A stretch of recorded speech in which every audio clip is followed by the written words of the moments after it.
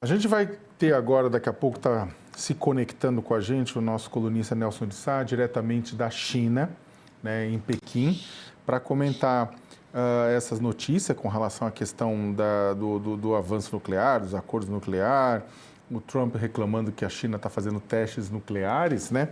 Mas também uma outra informação, né, que o Trump expressou apoio à primeira-ministra do Japão, que é uma ultranacionalista de direita, antes das eleições que ela convocou, né? Ela fez uma convocação de eleições legislativas antecipadas para obter uma maioria no Congresso e poder aprovar suas medidas, que inclusive dizem respeito ao aumento de gastos armamentícios, gastos com defesa, né?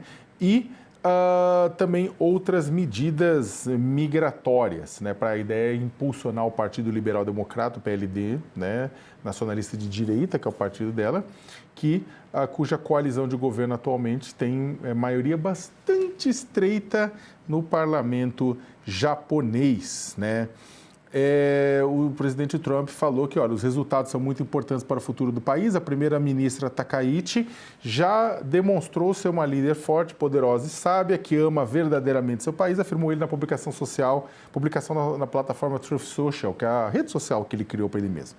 O presidente americano acrescentou que está ansioso para recebê-la na Casa Branca em 19 de março, que os Estados Unidos e o Japão trabalham para alcançar um acordo comercial substancial, que trabalham juntos na área de segurança nacional e que expressou o apoio total e absoluto a Takaichi. Nelson, boa noite para você aí na China.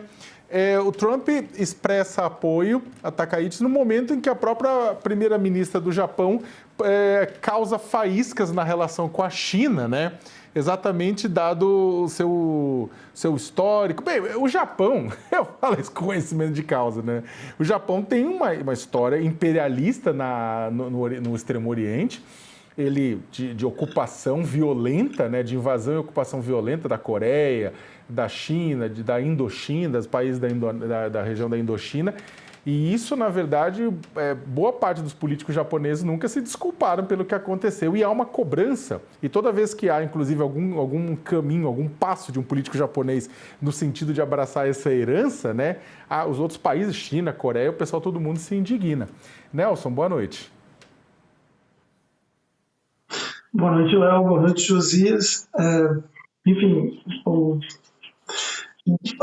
que a gente viu aqui foi que desde que a Takaichi assumiu, em novembro já, ela fez aquele discurso que ela dizia que enfim, o Japão iria intervir contra a China caso a China ocupasse Taiwan, e causou uma reação muito grande aqui em Pequim.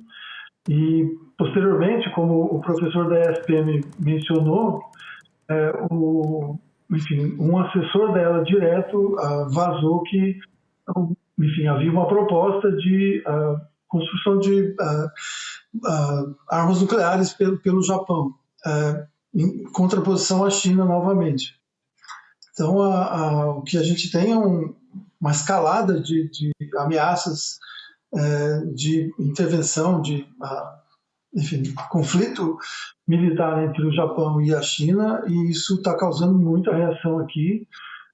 Esse foi um tema na conversa do Xi Jinping com o Trump anteontem, e no dia seguinte o Trump vai e apoia a reeleição ou a eleição da Takaichi. Enfim, é uma eleição legislativa, mas é basicamente uma eleição do primeiro-ministro. E, enfim, digamos, coloca um pouco mais de lenha no fogo.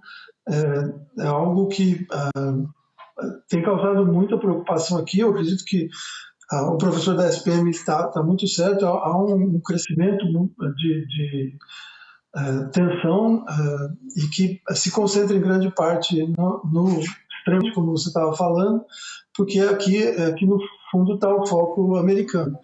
O autor da Estratégia Nacional de Segurança o Elbridge Colby, que é o número 3 do Pentágono nos Estados Unidos, estava na Coreia do Sul e depois foi para o Japão na semana passada, e há uma grande discussão se qual mensagem ele levou para o Japão em relação a não só aumento do orçamento militar, mas o uso mesmo de armas atômicas.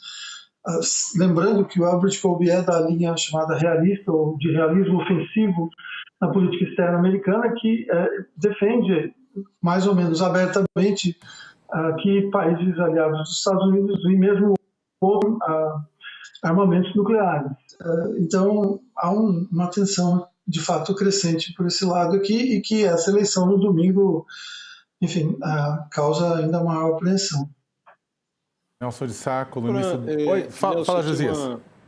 Uma curiosidade rápida, né? Porque essa personagem, essa primeira-ministra, ela já tinha esse perfil meio trumpista desde o surgimento dela. Ela é muito bem conservadora, né? Ultraconservadora. E ela hoje está com uma maioria estreita no parlamento, né? Existe algum indicador, pesquisa, que mostre a chance dela ampliar essa maioria, dela avalizar a sua presença como primeira-ministra? Ela tem ali uma plataforma meio... Estava lendo a respeito, proteção da família, essa ampliação de gastos com defesa que você fazia referência, né? Isso tem eco na sociedade japonesa? Há aferição para saber o tamanho do prestígio dela? Sim, as pesquisas que eu vi são de que ela realmente, enfim, ela na verdade só chamou essas eleições adiantadas exatamente porque as pesquisas mostravam que o discurso dela de enfrentamento da China, o discurso de moralista, como você falou também, teve grande repercussão. É um pouco um fenômeno que eu acredito global de maior apoio a políticas de direita e enfim, mais agressivas militarmente, e que imaginava-se um pouco contido no Japão, mas que ressurgiu agora. Assim, as pesquisas estão mostrando que ela tem chances de aumentar sua base, talvez até sem precisar de um outro partido como apoio. Nelson de Sá, colunista do UOL na China, quero agradecer muitíssimo a sua presença aqui no UOL. Boa noite e obrigado, Nelson. Obrigado, Léo. Um abraço, Josias.